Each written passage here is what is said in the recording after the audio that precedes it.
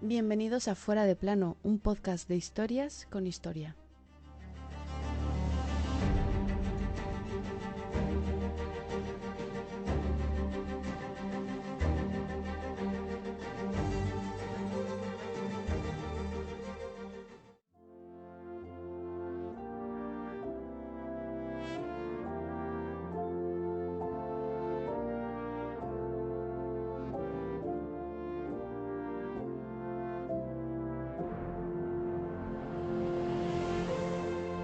Hermano real, por voluntad de Dios, por mis pecados, creo, habiéndome arrojado al poder de mi prima la reina, finalmente he sido condenada a muerte por ella y sus estados. Esta noche, después de la cena, me han informado de mi sentencia. Me ejecutarán como a una criminal a las 8 de la mañana. Esa sentencia la firmó esa prima, la reina Isabel I de Inglaterra, el 1 de febrero de 1587. Y la que iba a ser ejecutada como una criminal era la reina de Escocia, María Estuardo.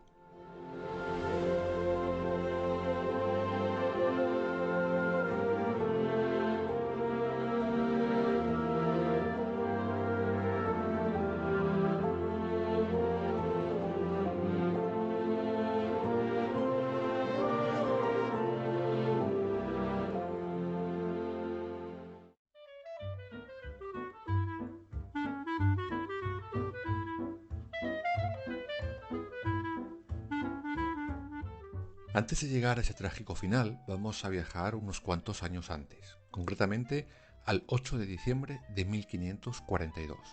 Ese día nacía María Estuardo, la única heredera legítima de Jacobo V. 6 días después, su padre moría de cólera, entristecido porque no había llegado a tener un heredero varón.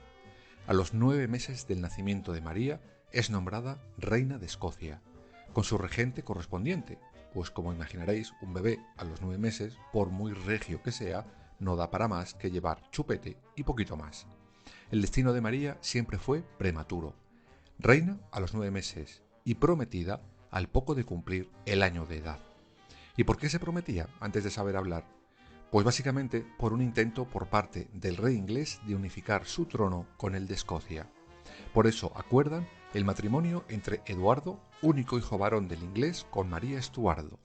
Ese acuerdo es el Tratado de Greenwich. Se firma en julio de 1543 y duró lo que un caramelo a la puerta de un colegio.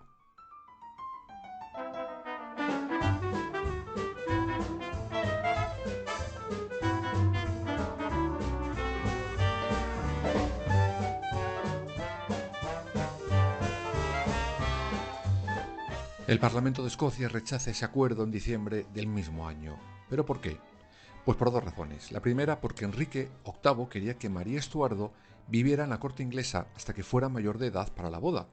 Y la segunda, porque la intención escocesa no era unirse con Inglaterra, sino con Francia, tradicional enemigo del país vecino. ¿Y con quién se debería de casar María?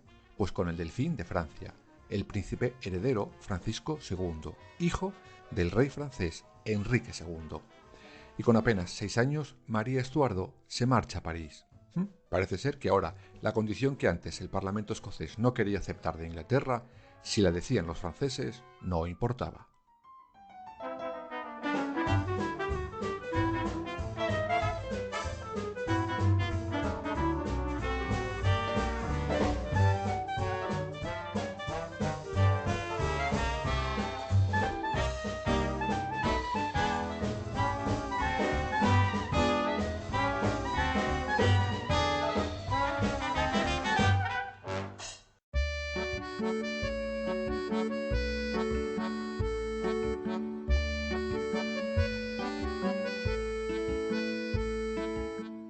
Allí en Francia, María permanece 13 años. Son los más felices de su vida, sin duda.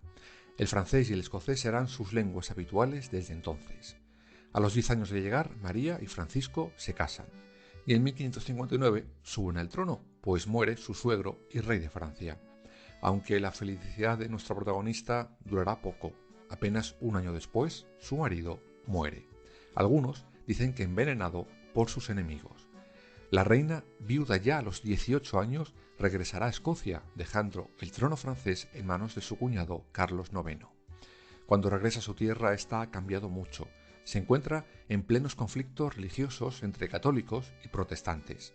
Ella, por ejemplo, era católica y los partidarios de su hermanastro, un hijo ilegítimo del rey de Escocia llamado Jacobo Estuardo, eran protestantes. Aún así, los católicos no encontraron un apoyo claro en María, pues por ejemplo, mantuvo a su hermanastro como uno de sus consejeros y no luchó contra los protestantes. María entonces conoce a su primo hermano, Enrique Estuardo, Lord Darnley. Con él se conformará su segunda boda y el principio del fin de María Estuardo.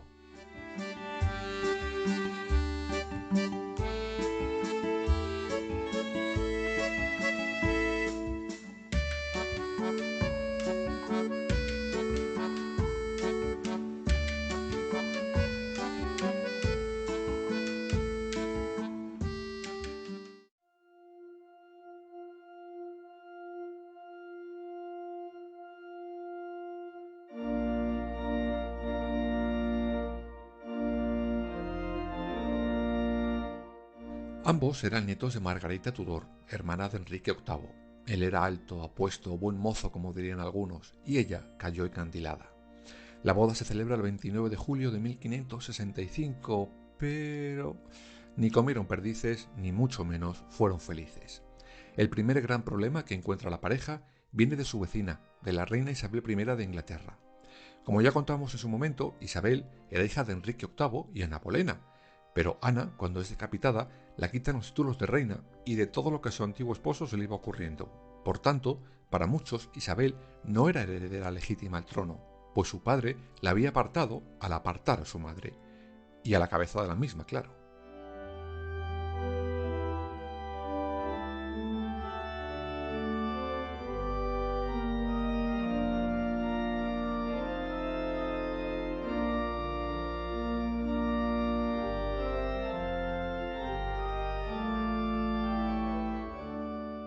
Pero, ¿y qué tenía que ver el matrimonio entre María Estuardo y Lord Darnley con Isabel de Inglaterra? Pues una ley que decía que si Isabel no tenía heredero, el trono pasaría de manera automática al rey o reina de Escocia. Y claro, Isabel estaba soltera, y si en algún momento la nueva pareja tenía descendencia y ella moría, Inglaterra pasaría a las manos escocesas. Además, el nuevo marido de María era inglés, y según la ley de allí, al tratarse de un noble, el rey o la reina de turno, en este caso Isabel, debía haber autorizado que un noble súbdito suyo se casara, fuera con quien fuera, más aún si se trataba de unirse con la mismísima reina de Escocia, la cual siempre había tenido pretensiones de reclamar el trono de Inglaterra para ella, sintiéndose verdadera heredera del mismo, y no Isabel. Todo esto hace enfurecer a la reina de Inglaterra. Y no es el único que enfurece. El nuevo marido también entra en cólera por sus pretensiones de poder, a las que María se niega rotunda.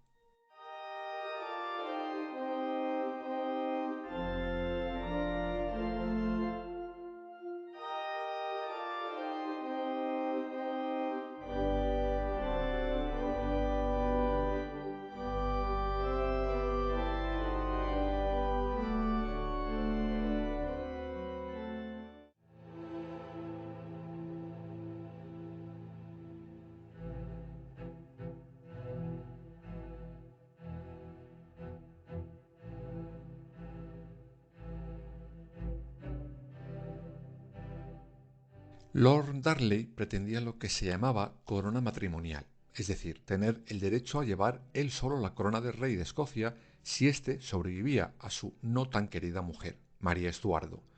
A esto María le dice que tururú, que la corona es suya, que a él le quiere mucho, pero que la encontró en la calle. Tal era su enfado que en una ocasión, cuando María estaba embarazada, su marido la agrede violentamente para que aborte. No piensa permitir que tenga un hijo antes de que a él le concedan su parte de la gran tarta de la corona. Su ira llegó casi al clímax cuando, celoso por la estrecha relación entre María Estuardo y su secretario, un italiano católico llamado David Rizzio, le manda asesinar delante de todo el mundo.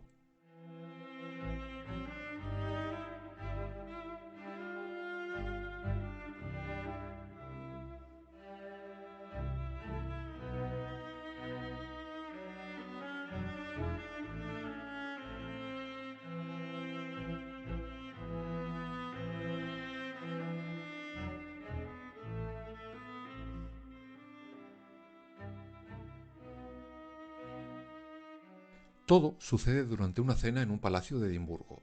Allí se encuentra el italiano y delante de todos los que estaban en la cena, incluida la embarazada María Estuardo, le apuñalan. De ahí nace un complot para destronar a la reina. Aunque debe ser que Lord Darling se lo pensó mejor y a los pocos días abandona a sus compañeros conspiradores y cambiará de nuevo de bando. Después de esto el matrimonio nunca volverá a ser igual, ni cuando por fin nace el único hijo entre ambos, el futuro heredero Jacobo VI. María no era tonta y veía claramente cómo su marido no dejaría sus aspiraciones a tener más y más poder. Y aquí entramos en un punto negro de la vida de María Estuardo, la muerte, accidental o no, de su marido, Lord Darnley.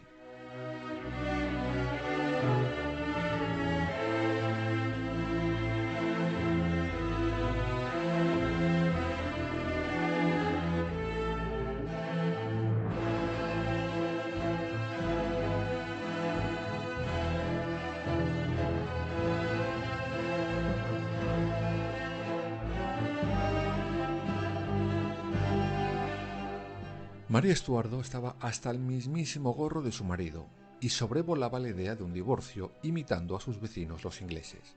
Sin embargo, algunos nobles pensaban en algo un poquito más drástico, quitar del medio al marido de la reina. Entre estos se supone que estaba un tal Jacobo Hepburn, conde de Bothwell, quien se supone estaba teniendo un, digamos, roneo con la reina. Sea verdad o no, el caso es que Lord Darling se supone que se entera de los planes que hay para asesinarlo. Debe ser que los conspiradores discretos, lo que se dice discretos, no eran. Fuera como fuese, el Lord se va a casa de su padre corriendo. Allí se supone que cae enfermo de viruela. Otros dicen que fue envenenado. Sea viruela o no, el caso es que se recupera y vuelve a Edimburgo. Y ahí encontrará la muerte. La madrugada del 10 de febrero de 1567, un incendio destruye la casa donde Lord Darnley estaba terminando de recuperarse de la viruela. Los cuerpos del Lord y de su sirviente aparecen sin vida, pero había un problema. No tenían ninguna herida que hubiera podido provocar el incendio o la explosión, pero sí marcas de haber sido estrangulados.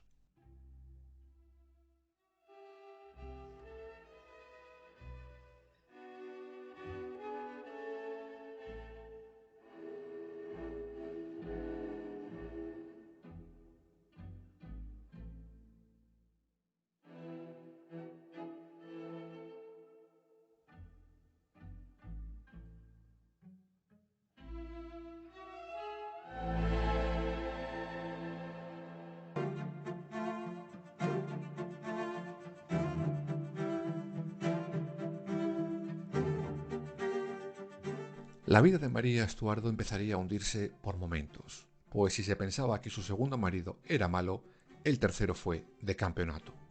Según los estudios más recientes, la reina no tuvo nada que ver con aquel complot, pero sí el que se convertiría en su tercer esposo, el conde de Bothwell. ¿Y cómo llegan a ese matrimonio? Pues por una violación. Dicen que María Estuardo es llevada al castillo de Dunbar y allí el conde la viola. Para él y para muchos otros habían consumado la relación. Tócate la peineta. El 15 de mayo de 1567, María Estuardo y Jacobo Hepburn se casaban. 12 días antes, el conde estaba casado con su primera esposa.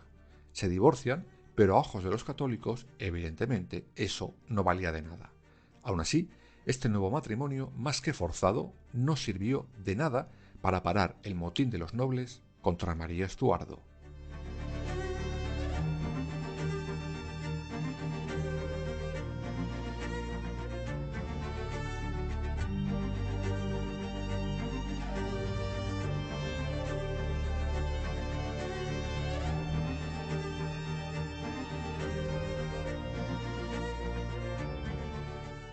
María Estuardo es obligada a abdicar en su hijo Jacobo VI.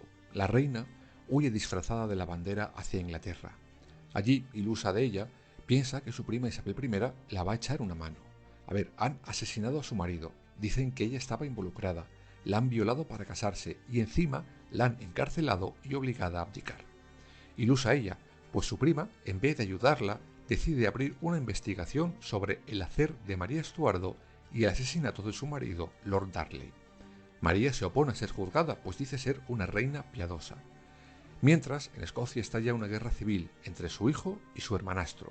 Sí, aquel al que al principio María le perdona todo y le nombra consejero, pues ese. Buena pieza el señorito. Durante solo 20 años, María Estuardo estuvo rebotando de cárcel en cárcel, al final para ser juzgada. Y en el juicio, mágicamente sale un cofre con unas cartas de amor entre María Estuardo y su violador, Jacobo Hepburn.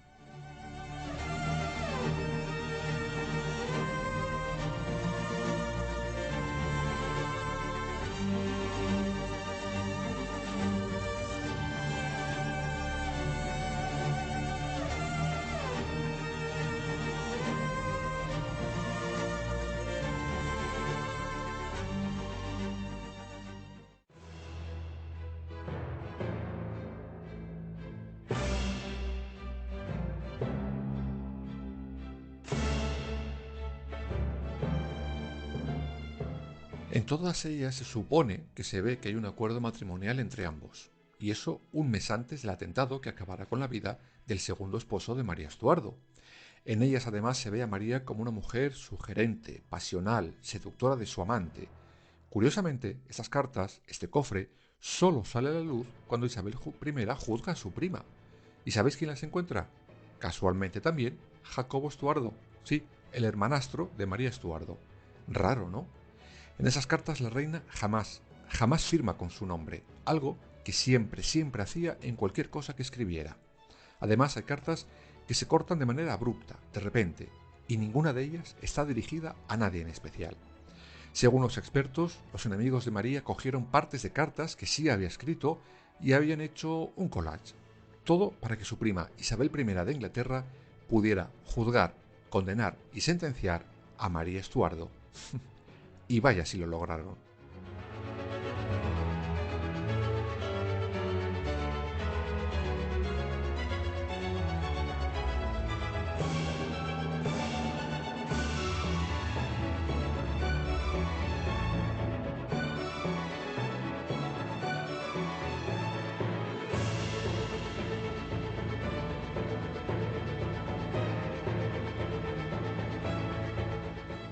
El 1 de febrero de 1587, Isabel firma la condena a muerte de su prima, de María Estuardo. Sería ejecutada 7 días después. La noche antes de la misma, los representantes de Isabel leen la sentencia a la condenada. Dicen que quedó aliviada, pues de una manera u otra, el calvario que llevaba años viviendo terminaría. Si tenía que ser decapitada, que así fuera. Pidió confesión, se la negaron. Ante semejante ofensa, la hizo por escrito, dejando de más palabras para su hijo. Esa noche apenas duerme, se levanta muy temprano, se pone un vestido de terciopelo negro con un velo de igual color. A una de las camareras la entrega un pañuelo. La pide que cuando llegue el momento se lo coloque en los ojos. Los hombres de Isabel la llevan al cadalso. El verdugo la deja con el cuello libre. La camarera, siguiendo esas instrucciones, la venda los ojos. La reina se arrodilla sin atisbo de debilidad. Mientras recitaba un salmo en latín, el verdugo, con todas sus fuerzas, deja escapar el hacha contra el cuello de María Estuardo. No debían de ser tantas, pues tuvo que hacerlo 2 veces más hasta que por fin la cabeza de la reina rodó.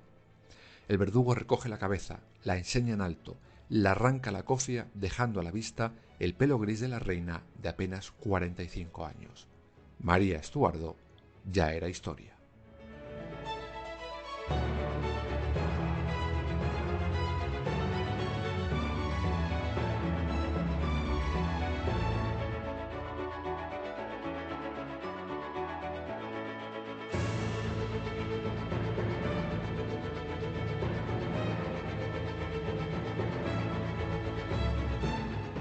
María Estuardo es sin duda uno de los personajes históricos más controvertidos. A veces parece santa, otras un demonio. Finalmente sus restos descansan a 9 metros tan solo de su prima y ejecutora Isabel I en la abadía de Westminster. Y según cuentan los historiadores, esto es lo más cerca que estuvieron juntas la una de la otra, pues a pesar de estar siempre pendientes una de la otra, jamás llegaron a coincidir físicamente, ni en Londres ni en Edimburgo. Quizás, si en vez de verse como enemigas, se hubieran visto como aliadas, la historia de Europa hubiera sido otra muy diferente.